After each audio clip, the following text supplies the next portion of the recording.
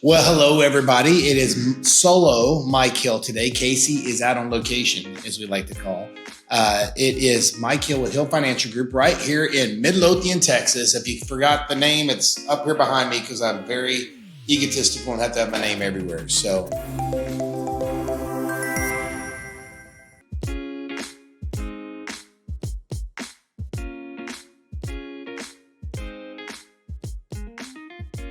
this is the podcast called Money Matters Podcast. Money Matters in Midlothian. That's the 3M. That's trademarked, so maybe we shouldn't say that. But long story short, we've been doing a bunch of these. We're on podcast number 44. That's right, 44, the old John Riggins number. I'm always going to do some kind of sports number for you whenever I do these podcasts. But you just got through maxing out your credit cards. You just got through going, oh my gosh, you haven't even probably gotten your credit card statement in the mail yet from all the Christmas spending and holiday spending. So today we thought this would be very top of mind. We're going to talk about building and maintaining good credit for your credit score, especially now as maybe rates start coming down a little bit with the Fed. Maybe you're looking to finally get into a new home purchase or maybe finally buy that car that you've been waiting forever on. Good credit is now more important than ever. It used to be 650 was seen as a pretty standard credit score. If you have a 650 nowadays, you're probably not getting a good mortgage. You're probably not getting a great interest rate on your car. So our goal is to definitely be above 700. 750 would be optimal, but a good credit score, we're going to go over ways, especially just saw my daughter. She's like, Dad, what if I wanted to get a credit card? First, I'm like, no, you don't. She's like, I can't even get one. I don't have good credit. Well, maybe this will help. And I got to put on the glasses for this since I wrote this down. The importance of good credit score. I mean, we all kind of know it. It goes around like the scarlet letter A, if you will. If you have bad credit, it seems like it takes forever to get out. So it impacts every financial decision. It impacts how much you pay for rent or how much you pay for your house. It affects even sometimes some people on job applications will be able to see credit scores. Credit scores definitely impact your life decisions. But one of the things I want to do for improving and maintaining high credit score is making payments on time. As a matter of fact, we did this in our last podcast. Make your payments systematic, and don't just pay the minimum on your credit card. That is seen as a small red flag on your credit score. Pay a little bit more, especially on those credit cards, but make it automatic. So if it's due on the 15th, maybe pay it on the 10th or 11th. That will be a green score on your credit score because you're paying it within the week that it's due, but you're not paying it on the due date. Actually paying credit cards on the actual due date is not seen as a good thing for credit scores. Avoid common pitfalls. Discuss such as closing old accounts. I have people all the time, well, I don't have any credit on there. They close it. As a matter of fact, closing credit cards with a zero balance seems great, but maybe close all or a couple of them if they have an annual fee, but don't close all of them. Don't close all of them because that is seen as a hurt on your credit score. Applying for too much credit for once. All of a sudden you got to raise at work. So I'm going to get a credit card. I'm going to go get a new car. I'm going to apply for a house. That can ding your credit score. Space it out. Don't do all of these purchases at one time. Or, hey, I got 4 weeks to live. Then you don't have to worry about it. Go nuts. But I'm telling you, do not apply for like 15 things on credit all at the same time.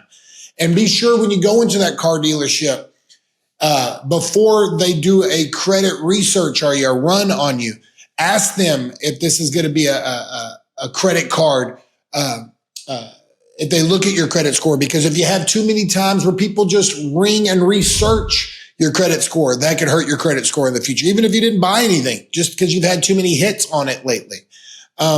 Monitor it.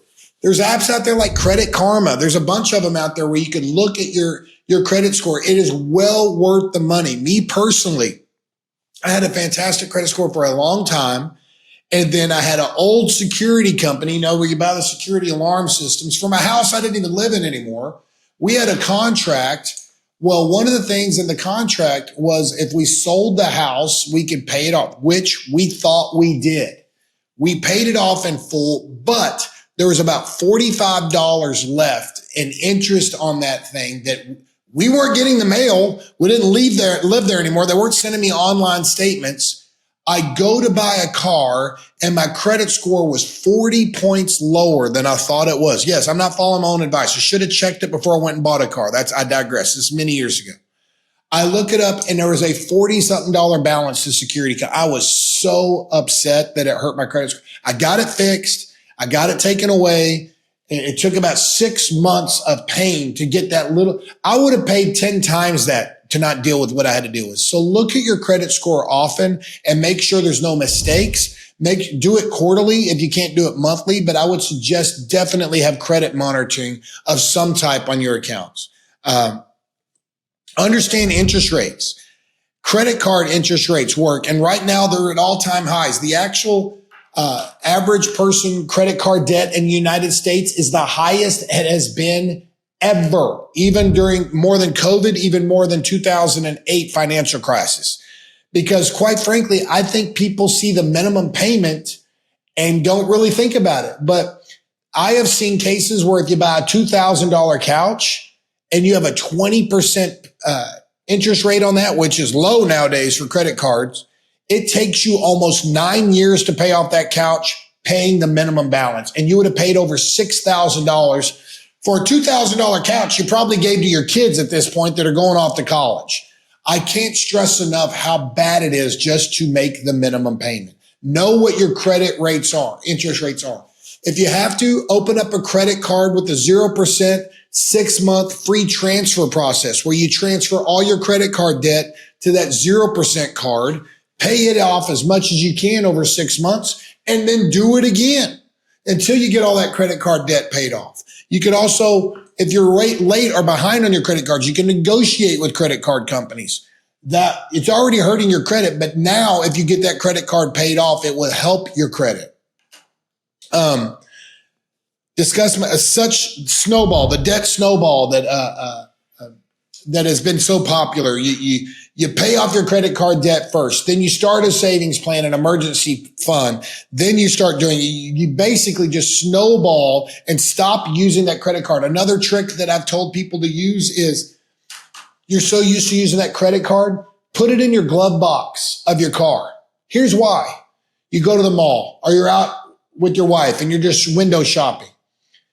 Now, if you really need to buy that TV because you're at Costco, or now you really need to buy that shirt that you just can't live without inside of the mall or whatever it may be, you got to go all the way out in the parking lot, get your credit card out of the glove box, and go all the way back in. It gives you 5 to 10 minutes to at least think about it. And 9 times out of 10, you wind up don't getting it. So that's another tip that I've told young people especially. Leave your credit card in your glove box.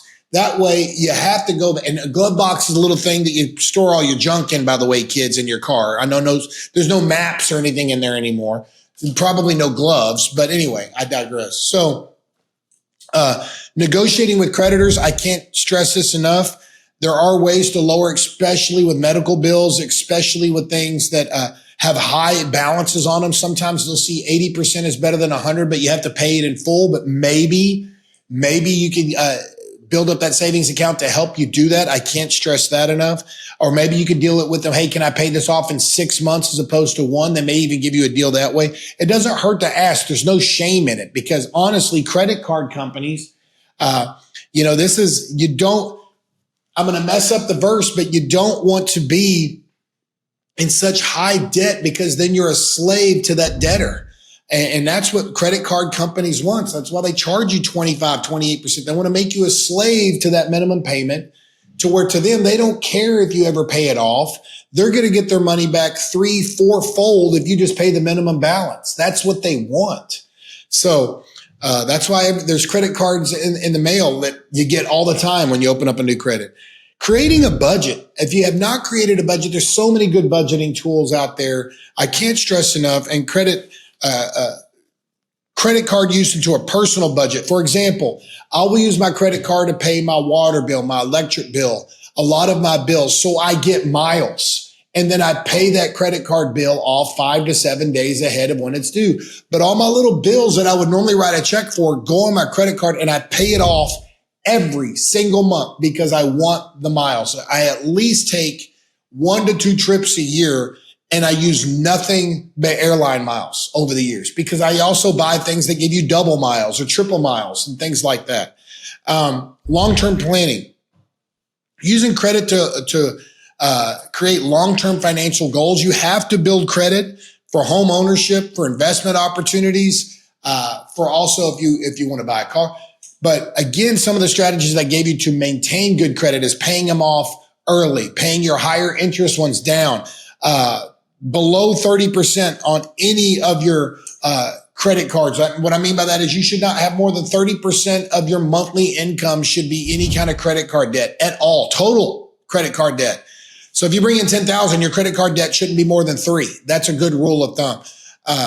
But pay it off early, pay as much as you can down on it. Don't go out and get too many things, apply for credit in too many places at once. And also don't close credit cards that have a zero balance on there. Unless there's an annual fee, then maybe close 1 or 2 of those. Do not get the retail store credit card. Sorry. Don't get the Aeropostale and the Lululemon credit cards. Then you're going to look in your wallet and have 10 different credit cards in your wallet. So do not do that. That's bad on your credit score. So hopefully this helps. Hopefully it helps ease the pain of those bills that are about to come in. And there's things that we could do. And then once you get the credit card bill paid, start your savings account now. Get that savings account to where you have 2 to 3 months of expenses in it. Then we can start talking about investing. But until you do any of these things and the snowball effect, like Dave Ramsey says, I do not think you should be doing any investing till you get that credit. That is your investing. You're investing in yourself. So hopefully some of these things have helped you to maintain good credit. If not, if I depressed you, then, don't go out in what they call retail therapy. Don't do that if you haven't learned anything from this podcast. But I hope you're having a blessed year. Hopefully you're setting goals for yourself. Be sure to reach out to Hill Financial Group. Please like, share all the things social media related. Please do it for us. We're really trying to build up traction. We're getting new subscribers every day. So maybe we're saying something that people do like, but we love doing these. We love the help and the comments that we're getting from them. So have a blessed beginning to your year. Hopefully you get your credit under control. If not, definitely talk to somebody like us or somebody that you know that can help you. But I am Mike Hill with Hill Financial Group right here in Midlothian, Texas. This is Money Matters Podcast. Thank you and God bless.